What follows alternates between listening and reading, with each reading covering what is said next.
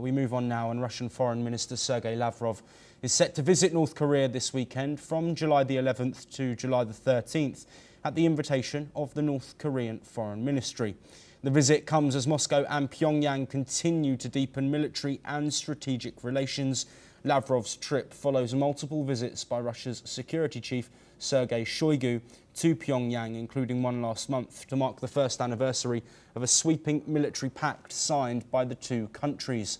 North Korea has emerged as a key ally for Russia during its ongoing conflict in Ukraine, providing thousands of troops and weapons to support Russian forces. Pyongyang has confirmed the deployment of North Korean soldiers to fight alongside Russian troops in Ukraine, with some casualties reported.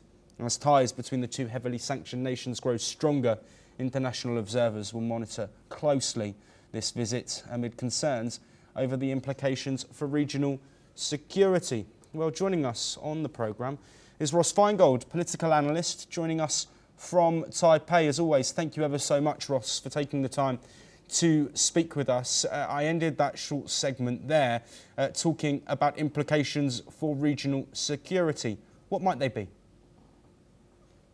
I think going forward in the future, although Russia is very busy, obviously, fighting its war in Ukraine, but the possibility of Russia-North Korea joint exercises or Russia-China-North Korea joint exercises in the Pacific off Russia's eastern coast, as well as China and North Korea's eastern coast, is certainly a possibility to the extent that Russia has naval or other military assets that it could devote to such endeavors. And of course, that is a concern. It's a concern for South Korea. It's a concern for Japan. It's a concern for the United States, which is, of course, a treaty ally of both South Korea and Japan. So again, keeping in mind the resources constraint that Russia has, but to the extent that it could overcome that, any type of joint military activity that North Korea, Russia, and possibly together with China undertake in the Pacific region is certainly a concern for a number of countries in this part of the world.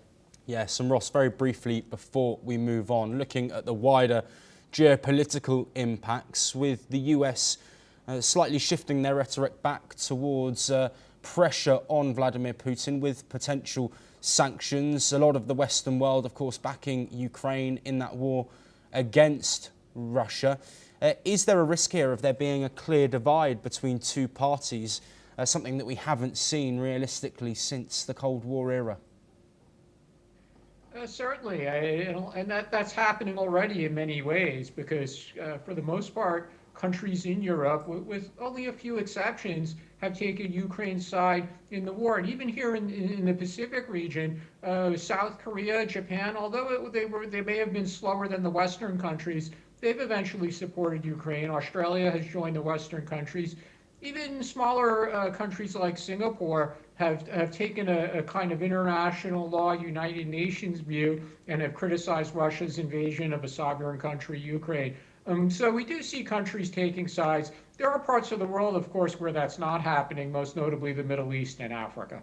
Yes, Ross, stay with us, because we're going to stay in the Indo-Pacific, and Taiwan has kicked off its largest ever military exercise